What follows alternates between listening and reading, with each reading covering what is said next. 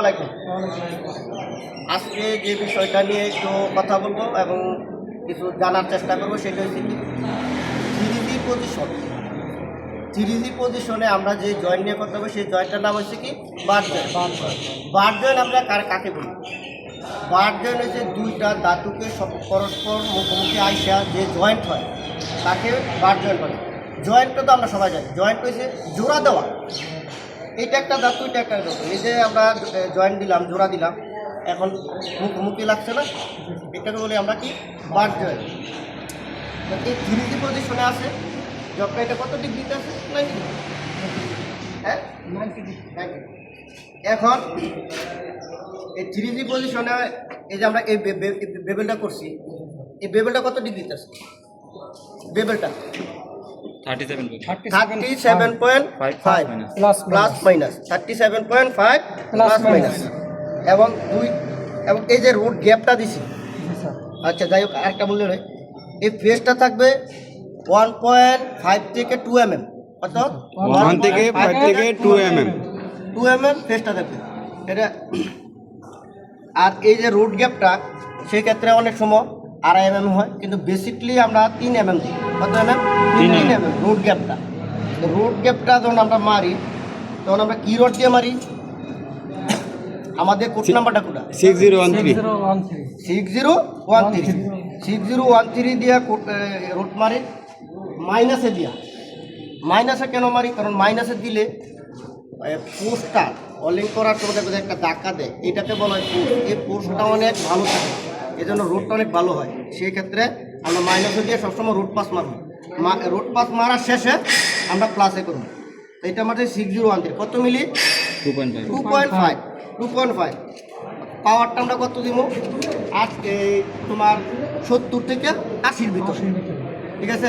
অনেক ক্ষেত্রে অনেক মেশিনে কমতে পারে, বাড়তে পারে। সেই ক্ষেত্রে তুমি একটু রড গলায়া একটা জায়গার মধ্যে দেখে নিবা যে আসলে কীভাবে কতটুকু কারেন্ট হলে আমার বেটার হয়।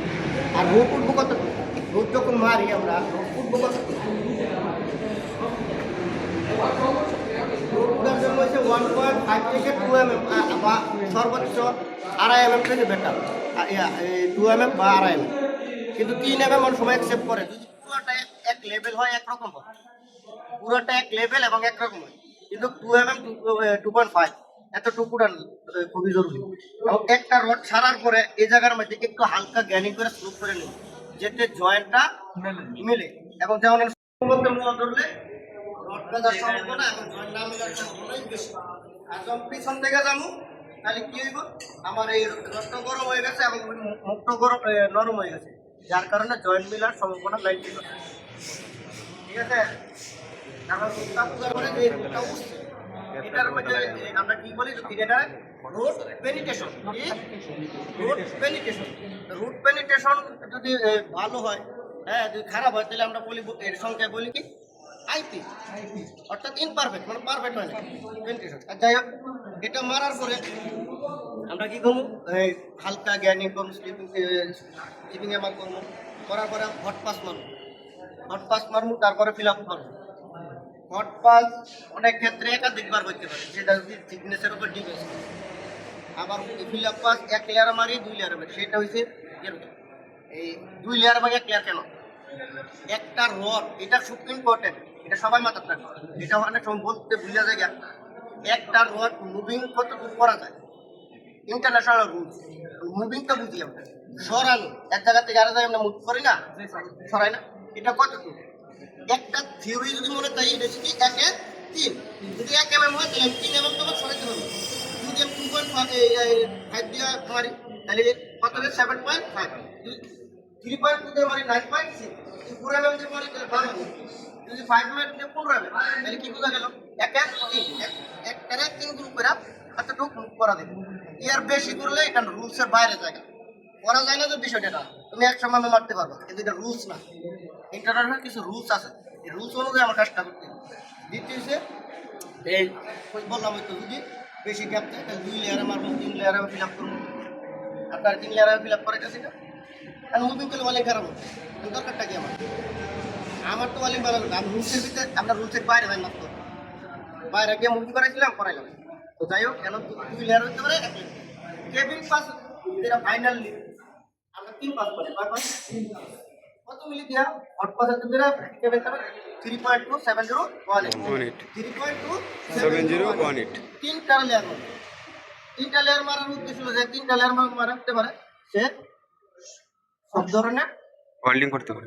শব্দকে এক লেয়ারও মারতে হবে যাই হোক এখন আসলে কিছু কিছু প্রবলেম যখন এই জবটা ঠান্ডা পানিতে ভিজা থাকবো ওয়েল্ডিং করা যাবে বাতাস আসতেছে ওয়েল্ডিং করা যাবে এখানে ময়লা পড়েছে ওয়েল্ডিং করা যাবে এগুলো সরাই তারপরে ওয়েল্ডিং করার পরে স্পাটার আছে স্পাটার আমরা চিনি যে ছোট ছোট জবের মতো করে এগুলো বলা হয় স্পাটার এগুলা যদি পরে এগুলো আমার ক্লিন করতে হবে যদি আশ টাইট করে আশ টাইট ফালানো যে দাম কইরা থাকে এটা আশ টাইট কোনটা রডের একটু চলে গিয়া জায়গায় জায়গায় টাইট হয়ে যায় এটাকে বলি আমরা আশ আর বিশেষ করে খরচি তো অনেক ক্ষেত্রে হয়ে থাকে খরচি সরালে দিবে খরচি কিছু জালি জালি যেটা পরে আন্ডার গার্ড ক্লিনার যেটা আমরা খাম যেটা নিচে কাইটা এটা যায় এটাকে বলা হয় এগুলো কখনোই বলা যাবে এগুলো হইব তোমার এই আর আমরা কি মেটাল ওয়েল্ডিং করতেছি সিএস মেটাল সিএস এর মিনিং হচ্ছে কার্বন স্টিল ঠিক আছে সিএস মেটালের মিনিং হচ্ছে কার্বন স্টিল এটা মাথায় রাখতে হবে আমি কি মেটাল মাঝে তো যাই হোক আজকে এতটুকুই তো আল্লাহ হাফেজ